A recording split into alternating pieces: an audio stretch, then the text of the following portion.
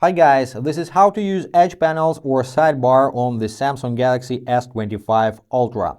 First, you need to open settings. If you don't have this icon on your home screen, swipe up from the bottom and find settings icon in the full applications list.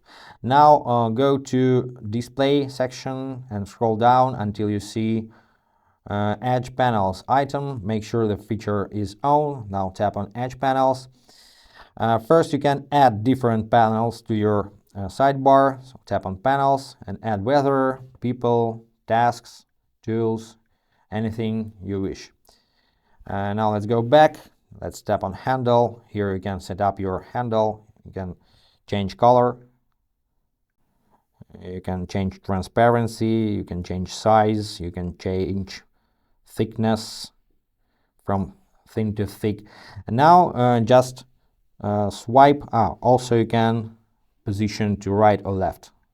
Now swipe from the screen edge to open the sidebar. Oh, sorry, you have to close this menu.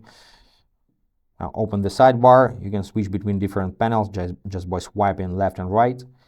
When you are on the applications panel, just tap on the pencil. You can add different applications to the panel as well as remove the applications. Let's go back. What else?